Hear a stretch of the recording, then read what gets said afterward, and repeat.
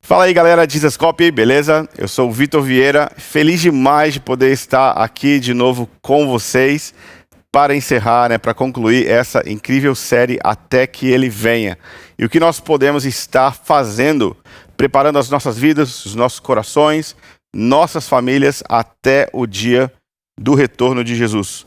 Bom, a palavra de Deus nos garante que a igreja seria dada o presente de possuir pastores de acordo com o coração de Deus. E muitas vezes a gente desconecta o ministério pastoral do ensino escatológico. A gente acha que pastor igual terapia ou alguém que ouve atentamente. E mas não só. E hoje eu queria mostrar para você como que nós devemos nos preparar por meio da instrução pastoral do Novo Testamento a viver vidas que glorifiquem Deus até que Ele venha. Muitas pessoas não sabem, mas existem 150 capítulos na Bíblia, onde o principal assunto desses capítulos são a segunda vinda de Jesus, inspirados pelo mesmo Deus, a história do mesmo Jesus, cheio do mesmo Espírito Santo, na mesma Bíblia. 150 capítulos, onde a ênfase dessa mensagem está conectada com a segunda vinda de Jesus. E para que nós possamos nos apresentar preparados até que Ele venha, eu acredito que existem dinâmicas pastorais e dinâmicas relacionais e coisas que nós aplicamos o Evangelho do Reino nas nossas vidas de maneira prática que vão nos ajudar a chegar no dia do Senhor equipados. Amém? Eu queria chamar a sua atenção para a seguinte verdade. No Novo Testamento existem mais de 100 versículos. Eu falei de 150 capítulos, mas agora estou falando de 100 versículos relacionados ao dia do Senhor. É como se a segunda vinda de Jesus, o dia do Senhor, o retorno de Jesus é uma das grandes motivações pastorais e elas estão espalhadas em todas as epístolas do Novo Testamento. Existe mais de 100 versículos no contexto apocalíptico que são endereçados ou que atingem questões do dia a dia da vida da igreja com uma grande ênfase pastoral e que ajuda a levar os cristãos a viver livre de basicamente 4 coisas. Uma das 4 tentações ou grandes obstáculos a serem vencidos no fim dos tempos, antes do retorno de Jesus, é o medo, a ofensa, a imoralidade sexual e o engano. E a gente pensa que esses argumentos eles são resolvidos por mais informação. Não necessariamente, não é por fazer um livro ou se ler um curso, mas é pelo trabalho pastoral que a gente conduz pessoas a viverem livres do medo, o medo do amanhã, o medo da Terceira Guerra Mundial, o medo da falta, o medo da morte, ou a ofensa contra a liderança de Deus e os seus planos, os juízos de Deus na sua perfeita sabedoria, a ofensa por relações rompidas ou dinâmicas interpessoais que não são tão saudáveis. A imoralidade sexual, que obviamente é uma das grandes maneiras de se cair da graça ou de se desconectar do plano e do propósito de Deus e se perder, se anestesiando ou se automedicando por meio da imoralidade ou da embriaguez. E o engano. Jesus disse que uma das principais atividades que iriam acontecer no fim dos tempos era a atividade de falsos profetas que iriam promover o engano. E o engano não é necessariamente alguém que entra na igreja com chifre e rabo e um tridente na mão, falando para você, ei, vamos ali no estacionamento fazer um pacto com o diabo. Todo mundo sabe que isso é errado. O engano é, na verdade, alguém que está na plataforma falando uma verdade pela metade e que não está chamando a gente para abraçar o Evangelho de maneira completa e seguir o Senhor em qualquer direção onde Ele venha a nos levar. Então, o ministério pastoral, no contexto escatológico, ele ajuda pessoas a viverem livres do medo, da ofensa, da imoralidade sexual e também do engano. Henry Nouwen, em um livro incrível que eu queria recomendar para você, que se chama O Caminho do Coração, ele escreve uma frase muito interessante que diz o seguinte: como nós devemos ministrar em uma situação apocalíptica, em um determinado período da história, com o aumento do medo de uma guerra que não pode ser vencida, e também com o aumento da sensação de impotência, as questões do ministério são ainda mais urgentes. Ou seja, Henry Nouwen está dizendo que o ministério pastoral, no contexto apocalíptico, ou no contexto do retorno de Jesus, é fundamental e precisamos ter uma resposta urgente e dramática para aquilo que irá acontecer nos dias que antecedem o retorno de Jesus. E para isso, Deus vai dar pastores de acordo com o seu coração, para instruir pessoas, não apenas ouvir pessoas, mas para apontar o destino, o futuro, a liderança de Jesus na sua vida, que vão explicar os 150 capítulos sobre o fim dos tempos e os 100 versículos do Novo Testamento sobre como viver à luz do dia do Senhor. Nós, de uma vez por toda, precisamos abandonar a escatologia enquanto bola de cristal e começar a olhar para o dia do Senhor até que Ele venha como o Deus relacional que deseja fazer algo e está nos avisando de antemão e nos convidando para ser seus parceiros e seus amigos. A escatologia, ou a compreensão da mensagem do fim dos tempos, é uma grande ênfase do ministério de Jesus quando ele diz: vocês têm que se arrepender porque o reino dos céus está próximo. Ou seja, o reino de Deus está chegando, o retorno de Jesus está próximo. Por isso nós devemos nos arrepender, viver em santidade e ser livres da ansiedade de controlar o futuro, como se a profecia bíblica servisse para nos informar apenas de eventos, mas não. A informação bíblica, a revelação profética serve para que nós possamos andar hoje de uma maneira digna daquele que um dia virá. Eu queria que a gente olhasse para alguns outros conceitos muito importantes relacionados ao reino de Deus, o evangelho do reino, o avanço da proclamação do evangelho e como nós vivemos agora. Não é possível que nós vivamos desconectados da realidade de que Jesus disse que o reino dele estava vindo. Mateus capítulo 4, Jesus disse que o reino estava próximo. Romanos capítulo 8 diz que Jesus, a graça de Deus, o poder de Jesus está trabalhando em nós a transformação para sermos feitos conforme a imagem do Filho de Deus. Existe uma tensão de viver o agora e o não ainda. Esse é um conceito teológico, exposto por George Eldon Ladd, um grande autor de teologia do Novo Testamento. E ele diz que o reino de Deus, sim, invadiu agora a realidade. Que o futuro já invadiu o presente, mas não na sua totalidade. E por isso nós devemos viver o hoje afetados por causa do futuro.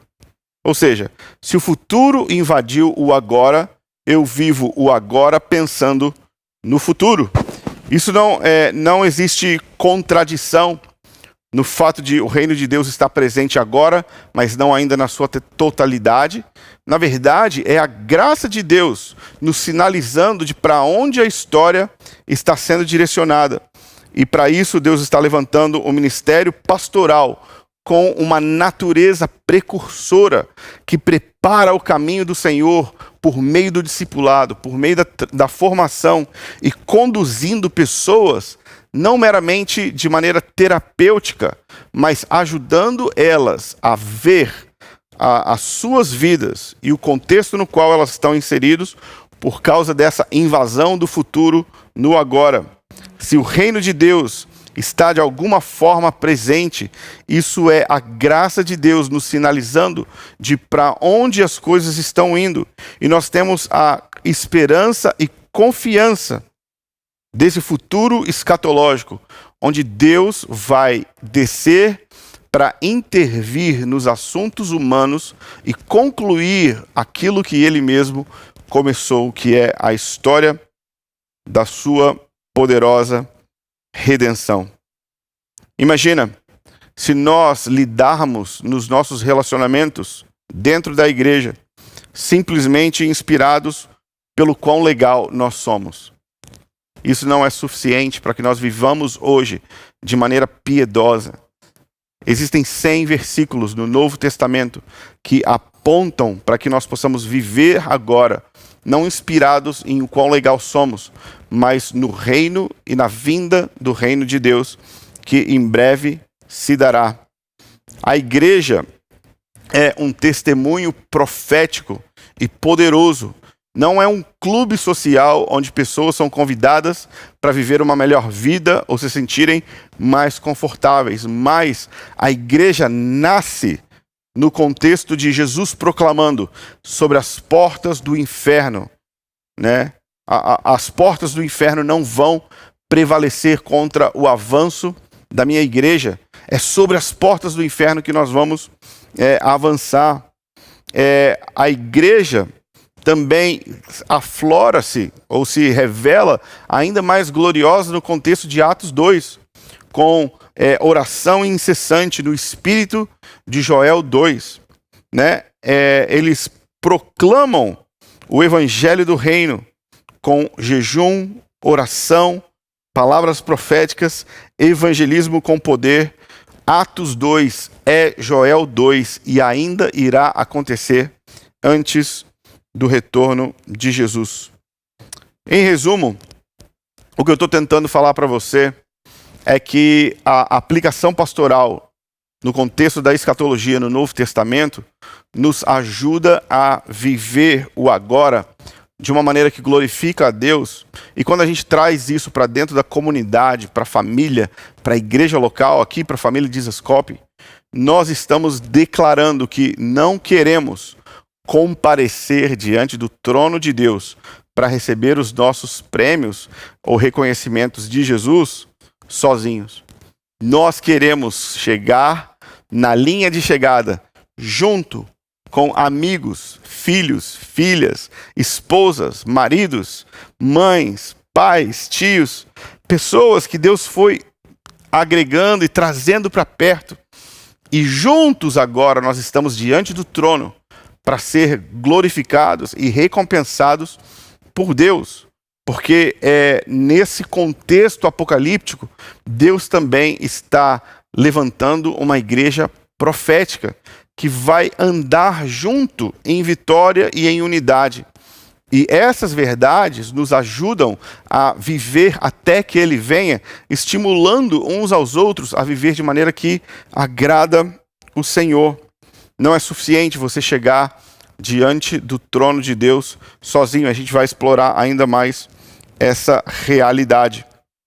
Bom, eu queria mostrar para vocês alguns textos no Novo Testamento que destacam a importância de se viver coisas simples à luz do dia do Senhor.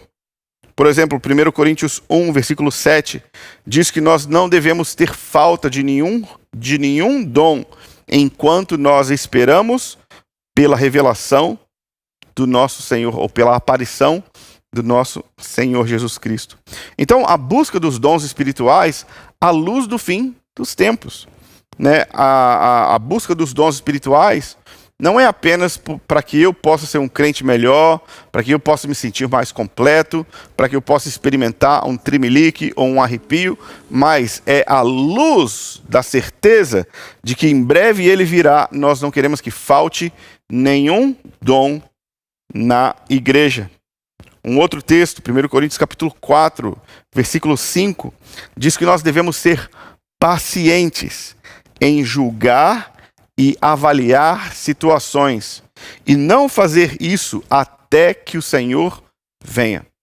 E essa é uma mensagem muito especial e muito forte, quando o apóstolo Paulo ele diz que ele não julga a si mesmo, e ele não se importa ou é manipulado pela opinião de outras pessoas, porque ele sabe que a opinião das outras pessoas é completamente parcial e limitada.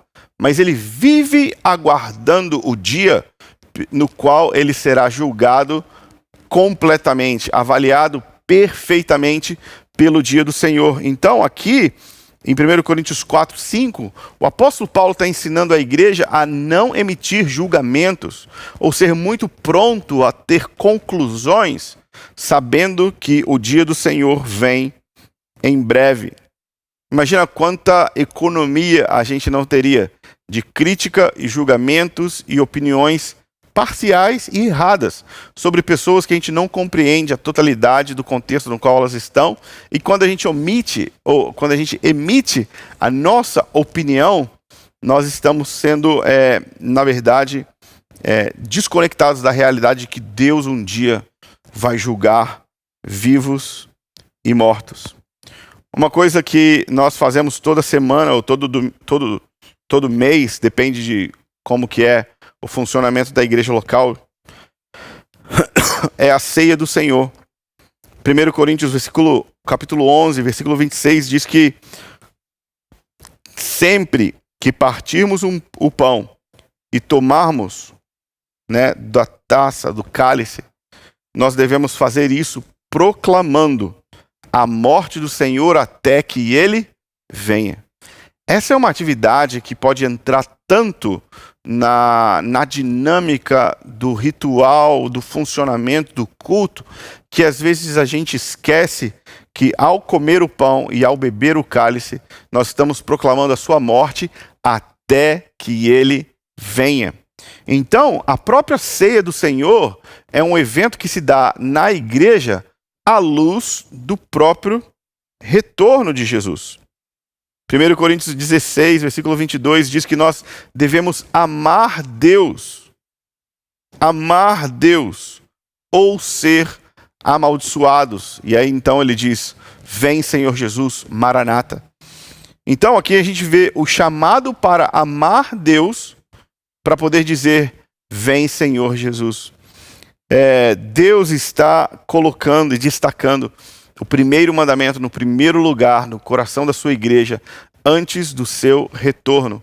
E ele vai fazer isso. Eu tenho plena certeza e convicção que o Espírito Santo deseja destacar o primeiro mandamento, amar a Deus acima de todas as coisas.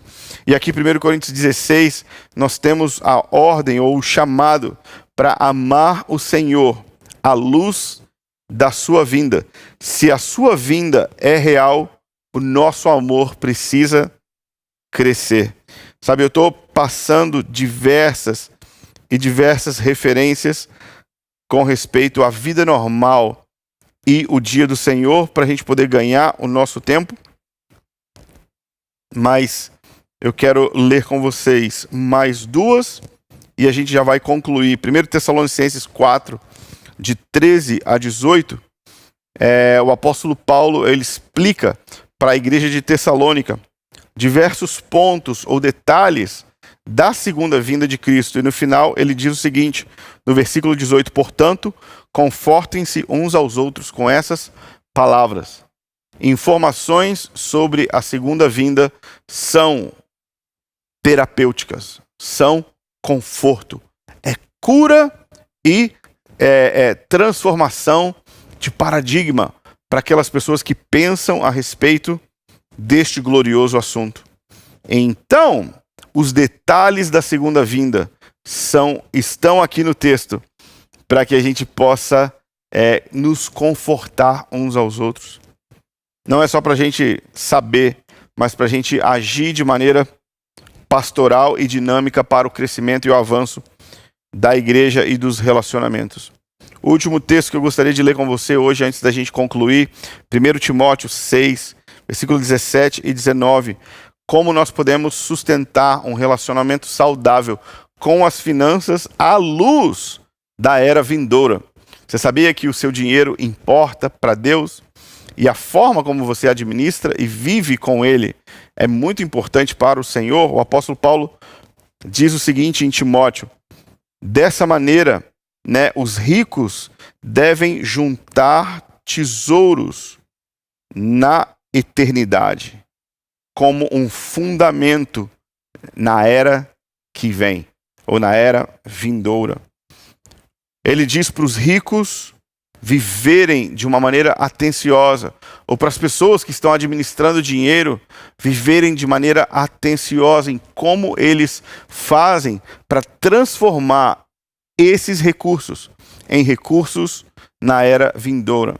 Jesus ele diz que nós devemos aplicar o nosso dinheiro para o avanço do evangelho do reino, para que quando nós chegarmos ou passarmos pelos portais da eternidade, nós possamos ser recebidos por amigos, que são nada mais, nada menos pessoas que foram salvas por causa do nosso investimento, por causa do nosso esforço financeiro, por causa de investir no reino de Deus. Queridos, a gente falou a respeito de amor, dinheiro, encorajamento, dons do Espírito, controlar a nossa língua, e todos esses versículos à luz do dia do Senhor.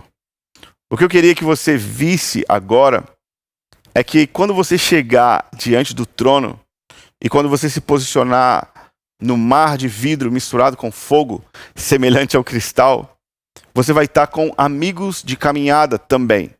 Você vai ter santos de toda a época da história da igreja, mas você também vai ter os seus amigos de célula, os seus amigos de DNA, os seus amigos do Ministério de Louvor, ou a galera da filmagem provavelmente vai olhar um para a cara do outro assim: uau, a gente realmente chegou aqui.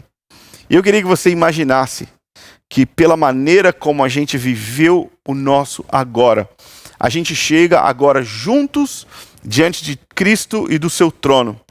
E Deus agora começa a presentear ou declarar verdades e dar prêmios, recompensas eternas para a pessoa com quem você viveu 20, 30 anos desse lado da eternidade.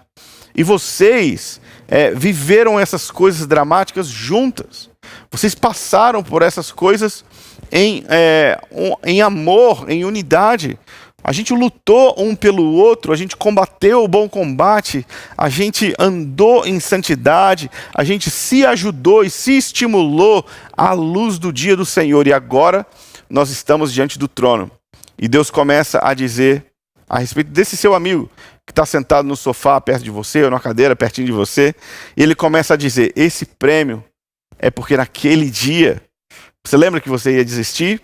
Seu amigo te ajudou. E ali você fez um recompromisso de andar diante de Deus em pureza, em santidade, em fidelidade. E esse é o prêmio, essa é a recompensa, essa é a coroa, ou essa é a roupa, essa é a pedra. É isso que eu tenho para dizer a respeito de você. E aí o seu amigo recebe aquele prêmio, mas você também é participante da recompensa que vai ser eternamente da pessoa que está do seu lado. E nós chegamos juntos, como uma família espiritual, com confiança diante do trono de Deus. E nós começamos a celebrar as vitórias uns dos outros, porque Deus cumpriu aquilo que Ele iria fazer, aquilo que Ele disse que iria fazer. Ele nos deu pastores que nos ajudaram a andar de maneira piedosa até que Ele venha.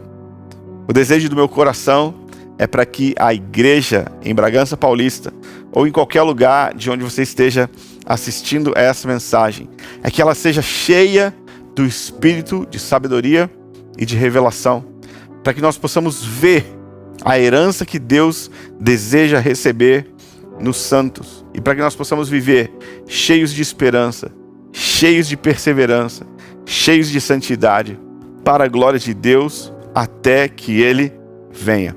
Meus queridos, Deus te abençoe, e eu espero que essa mensagem fique marcada no seu coração.